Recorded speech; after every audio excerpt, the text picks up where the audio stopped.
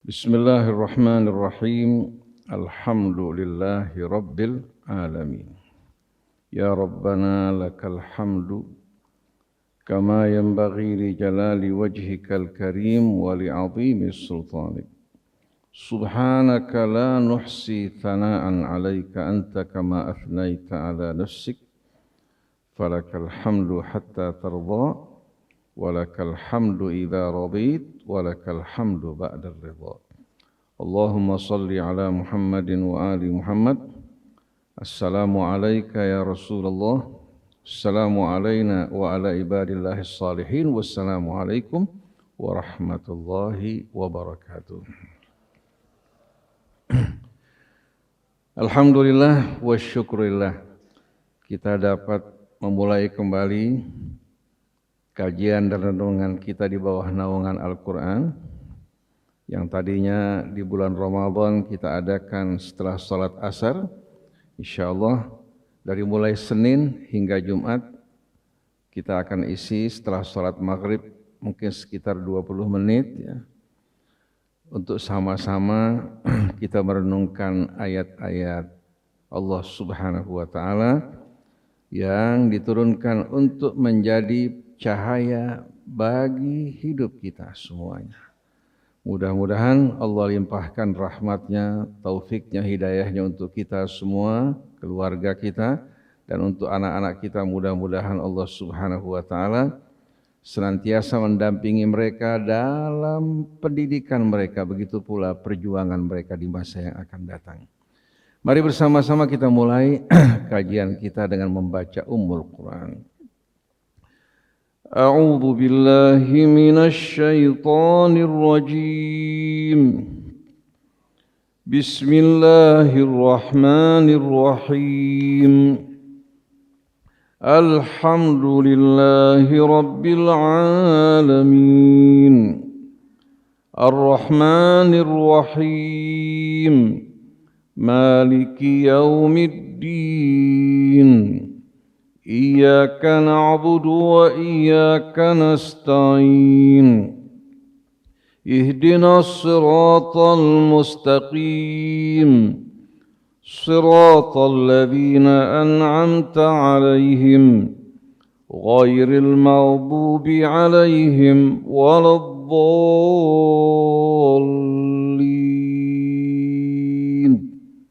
Amin. Para jamaah hadirin, hadirat yang dirahmati Allah Subhanahu wa Ta'ala. Kita semua mengetahui dan memahami bersama-sama bahwa keberadaan alam raya ini, keberadaan kita di atas muka bumi ini, begitu pula dengan seluruh nikmat, ya, nikmat yang Allah limpahkan kepada kita, baik yang lahir maupun yang batin, semuanya merupakan manifestasi dari rahmat Allah Subhanahu wa Ta'ala. Manifestasi dari rahmat Allah Subhanahu wa Ta'ala. Oleh karena itu Allah Subhanahu wa Ta'ala memerintahkan kita pada setiap kita memulai sesuatu, kita mulai dengan menyebutkan nama Allah. Bismillahirrahmanirrahim. Untuk selalu mengingatkan kita kepada rahmat Allah Subhanahu wa Ta'ala yang Maha Pengasih lagi Maha Penyayang.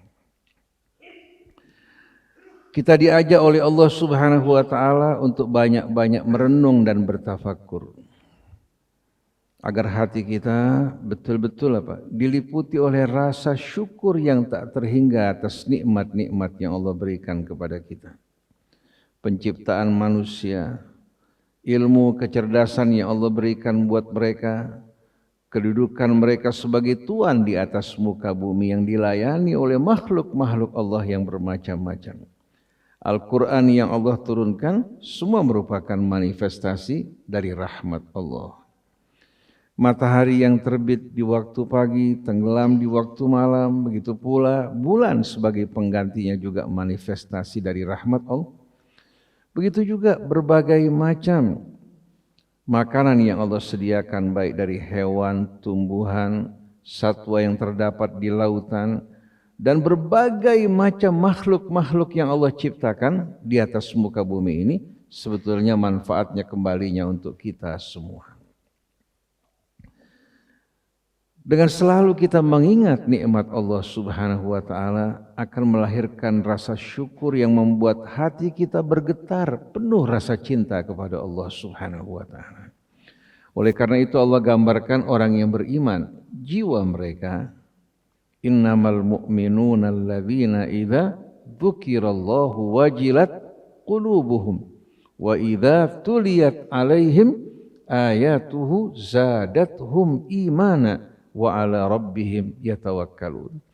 Sesungguhnya orang-orang yang benar-benar beriman, apabila disebutkan nama Allah, hati mereka akan bergetar, penuh rasa rindu, rasa cinta, dan juga penuh dengan getaran rasa hormat kepada Allah Subhanahu wa taala. Bukan hanya hadirin sekalian melahirkan rasa takut, karena takut ada yang bersifat negatif. Kalau orang takut dari satu mara bahaya, dia akan menjauh melarikan diri. Tapi kalau takut, hormat kepada Allah akan membuat seorang mendekat kepada Allah, merapat dan berlindung ke sisinya. Nah, dari kata wajal ini hadirin sekalian, yang sering dalam terjemahannya diartikan takut, sebetulnya menunjukkan arti yang lebih dalam dan lebih luas.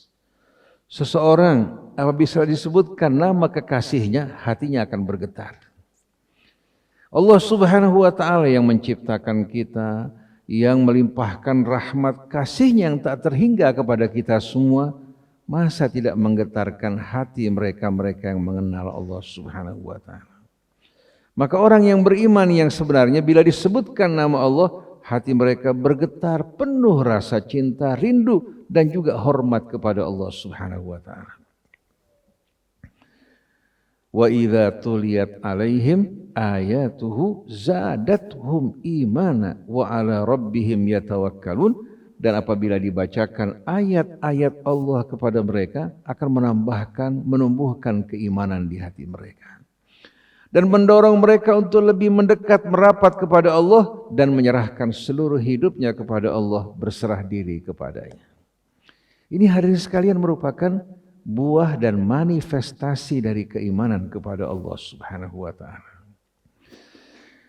Nah, bila kita memahami bahwasannya seluruh kehidupan kita dan semua nikmat yang Allah sediakan buat kita, begitu pula kecerdasan kita, begitu pula Rasul yang diutus di tengah-tengah kita, kitab yang Allah turunkan merupakan manifestasi dari rahmat Allah yang mengasuh, yang mendidik dan membimbing kita semua.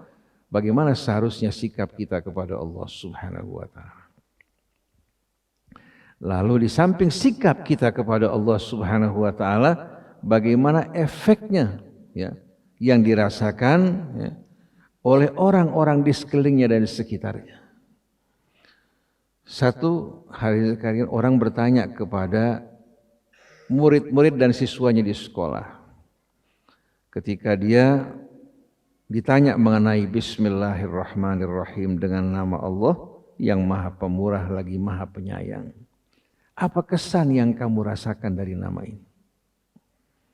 Pernah enggak adik-adik sekalian atau anak-anak sekalian merenungkan dengan nama Allah yang Maha Pemurah lagi Maha Penyayang? Bagaimana kemurahan Allah ya, yang tidak pernah berhenti untuk kita semua. Kita bernafas saat ini juga dengan rahmat Allah. Jantung kita juga berdenyut dengan rahmat Allah. Pencernaan kita bekerja, hati kita bekerja, kedua ginjal kita, semua bekerja dengan rahmat Allah. Tidak ada seorang pun ya, yang menangani ini selain dari Allah Subhanahu wa taala. Jadi kalau satu rahmatnya hilang dari kita, berarti hadirin sekalian, kita akan kehilangan salah satu hadirin sekalian dari pilar kehidupan kita. Kalau jantung kita berhenti, kehidupan kita juga akan berakhir. Kalau pencernaan kita tidak bekerja, bagaimanapun kita sehat, pencernaan kita yang gagal bekerja, bagaimana kita akan menyerap makanan, bagaimana kita akan menghasilkan energi bagi seluruh organ-organ dan sel tubuh kita semuanya. Maka dengan hadirin sekalian, kita selalu diingatkan dengan nama Allah yang Maha Pemurah lagi Maha Penyayang, memperlakukan hambanya yang Allah ciptakan dengan penuh kasih sayang, maka seharusnya hadirin sekalian kita banyak bertafakur merenungkan nikmat-nikmat Allah. Hati kita juga bergetar dengan penuh kerinduan kecintaan kepada Allah yang melebihi cinta kita kepada selain Allah. Dan anggota badan kita juga tunduk dengan penuh kepatuhan, ketulusan kepada Allah. Sebagai apa? Ungkapan syukur kita yang tak terhingga kepada Allah Subhanahu wa ta'ala. Maka kalau kita membaca suratul Fatihah setelah Allah Subhanahu wa ta'ala mulai dengan Bismillahirrahmanirrahim sebagai pendidikan bagi kita, dilanjutkan dengan Alhamdulillahi Rabbil Alamin. Segala puji, puja seluruhnya, setulusnya kami persembahkan kepada Allah Tuhan semesta alam. Lalu kembali Allah menyebutkan dua namanya, Ar-Rahman, Ar-Rahim, di mana Allah merawat, mengasuh, memelihara kita dan alam semesta ini dengan dua namanya, Ar-Rahman, Ar-Rahim, yang maha pemurah lagi maha penyayang. Nah, kalau kita betul-betul menjadi hambanya yang beriman kepada Allah Subhanahu wa ta'ala, dengan sendirinya kita akan menjadi orang yang betul-betul bersyukur kepadanya. Kita baca ayat-ayat Allah dalam surah Al-Imran yang mengajak kita merenung dan bertafakkur.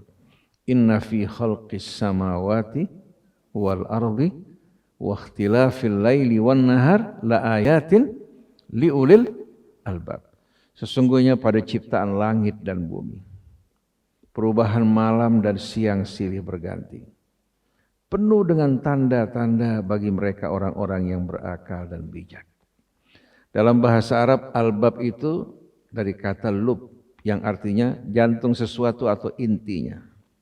Kalau kita membuka kulit kelapa yang bahagian luar, sabutnya, setelah itu kita buka batoknya, nah dalamnya itu lubnya. Nah, ulul albab ini orang-orang yang betul-betul apa? Hatinya hidup. Bukan hanya melihat dengan mata, tapi hatinya belajar dari apa yang dilihat.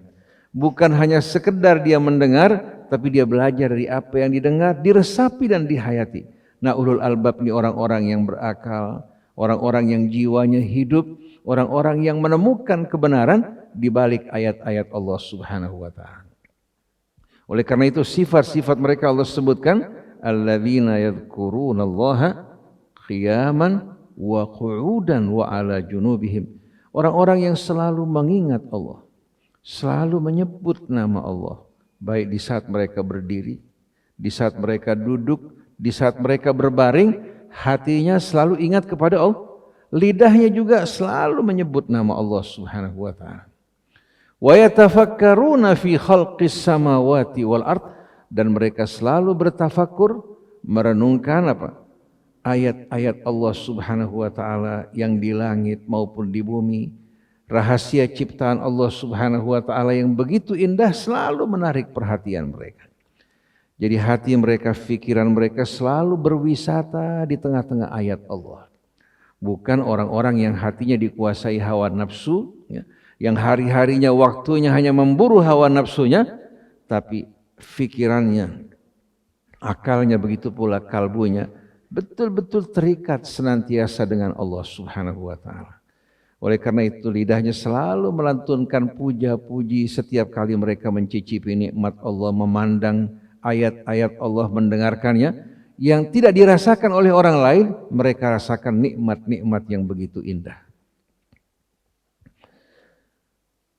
Hati yang selalu berzikir, fikiran yang selalu bertafakur merenungkan ayat-ayat Allah, melahirkan manusia yang amat istimewa. Wa yatafakkaruna fi khalqis samawati wal ard rabbana ma khalaqta hadza batilan subhanaka faqina adzabannar. Dari sini hadirin sekalian mereka sampai pada kesimpulan, wahai Tuhan kami, kamu tidak menciptakan semua ini dengan sia-sia. Setiap ciptaan Allah pasti memiliki tujuan. Dia diciptakan dan dia akan berjalan sesuai dengan tujuan dan ketentuan yang ditetapkan Allah Subhanahu wa ta'ala. Baik itu tumbuh-tumbuhannya, hewannya, serangganya, semua diciptakan dengan tujuan yang tidak sia-sia sama sekali. Begitu pula kita diciptakan Allah bukan dengan sia-sia. Allah ciptakan apa yang di bumi untuk melayani kita, sedangkan kita diciptakan Allah untuk mengabdi kepada Allah. Kita menjadi tuan yang dimuliakan di bumi ini bukan untuk menjadi budak dan hamba bagi dunia ini. Maka barang siapa yang betul-betul beriman kepada Allah, mengenali tujuan hidupnya, dia betul-betul akan menghargai dan mensyukuri nikmat Allah dengan sebaik-baiknya. Dia tidak akan merelakan dirinya untuk menjadi budak yang rendah atau menjadi alat bagi makhluk-makhluk di sekelilingnya, tapi dia bersama makhluk-makhluk Allah Subhanahu wa taala senantiasa hadirin sekalian bersyukur kepada Tuhannya, membesarkan dan mengagungkannya. Rabbana ma khalaqta hadza batila subhanaka faqina adzabannar. Maha suci Engkau ya Allah, lindungi kami dari azab api neraka. Karena akhir dari kehidupan manusia di dunia ini, masing-masing akan menghadap ke hadapan Allah untuk mempertanggungjawabkan amal-amal mereka. Nah, ikhwan akhwat, para jamaah hadirin dan anak-anak sekalian, mari banyak bersama-sama kita hubungkan semua aktivitas hidup kita dengan Allah dan rahmat-Nya. Kalau selalu kita menghubungkan aktivitas hidup kita dengan nama Allah Ar-Rahman Ar-Rahim, maka kita akan betul-betul menuai rahmat dalam hidup ini yang tak terhingga. Dalam satu riwayat diriwayatkan dari Nabi kita Muhammad SAW, kullu amrin dhibalin lam yubda fihi bismillah fahuwa abtar. Tiap urusan, ya, urusan yang memiliki makna dan nilai, apabila tidak dihubungkan dengan nama Allah, maka amal tersebut terputus dari Allah Subhanahu wa taala. Dia bekerja, berjalan, tidak lagi mendapatkan dukungan dan rahmat dari Allah. Tapi berapa banyak orang hidupnya singkat, amalnya sederhana, tapi karena dihubungkan dengan Allah, dia menuai betul-betul rahmat dan keberkahan yang tak terhingga. Nah, efek dari semua ini dalam kehidupan kita harus terlihat. Sebagaimana Allah memperlakukan kita dengan penuh kasih sayang, kita juga harusnya memperlakukan manusia dan makhluk-makhluk Allah dengan penuh kasih sayang. Tidak menyakiti mereka, tidak bersikap kasar terhadap mereka, tidak menganiaya mereka, tidak juga meninggalkan mereka dalam keadaan butuh, melainkan kita memberikan bantuan dan uluran kepada mereka semuanya. Ini merupakan perintah Allah kepada kita semuanya. Seandainya kita meresapi betul-betul makna rahmat dan kasih sayang Allah Subhanahu wa taala, dan juga pesan-pesan Allah agar kita berlaku di tengah-tengah kehidupan kita dengan penuh kasih sayang, niscaya hadirin sekalian, tanpa pengawasan ya, dari kepolisian ataupun penegak hukum, manusia akan betul-betul merasa aman dalam kehidupan mereka. Bahkan seandainya rumah-rumah mereka tidak dikunci, mereka tidak akan takut menghadapi sesuatu. Karena apa? Karena hamba-hamba Allah Subhanahu wa taala, jiwa mereka betul-betul diliputi oleh rahmat Allah. Rahmat orang tua kita yang penuh cinta kasih merupakan bahagian dari rahmat Allah. Yang bersusah payah, ibu pada saat mengandung, pada saat melahirkan, pada saat membesarkan dan mendidik, begitu pula ayah yang bersusah payah mencari nafkah, itu merupakan bahagian dari rahmat Allah Subhanahu wa taala. Kalau kita kehilangan rahmat Allah, kita akan kehilangan arti makna dari kehidupan kita yang sebenarnya. Sebagai penutup, dalam satu hadis diriwayatkan dari Nabi kita Muhammad SAW. Ini sebagai satu perumpamaan. Allah Subhanahu wa taala membagi rahmatnya menjadi 100 bahagian. Menjadi 100 bahagian.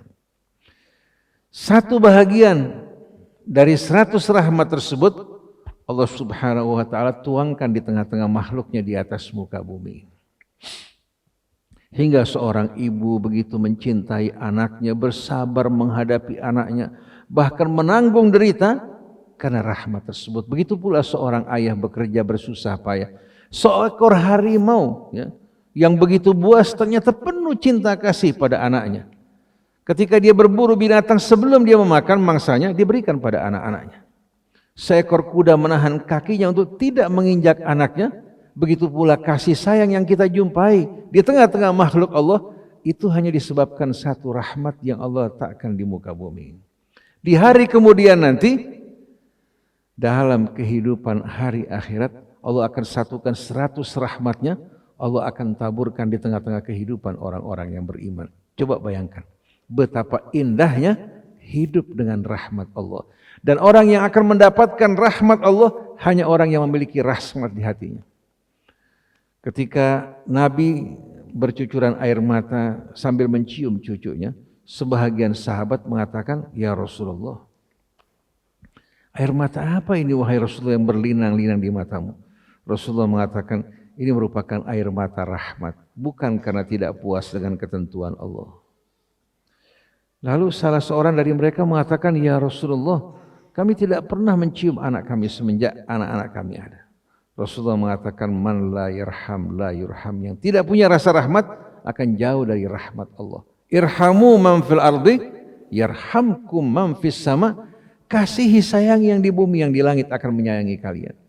Kalau karena seekor kucing yang tidak diberikan makan, seorang mendapatkan hukuman Allah karena dia mengikatnya tanpa diberikan makan.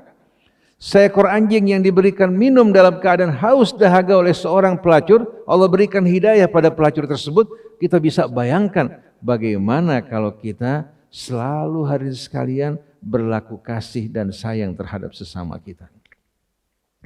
Nah, apa yang kita saksikan dari orang-orang Katolik, ya, pemeluk agama Katolik di gereja-gereja mereka di mana-mana tempat, selalu mereka mengingatkan kepada pengikut mereka untuk bersikap kasih dan sayang, memperlakukan sesama saudara mereka dengan penuh kecintaan.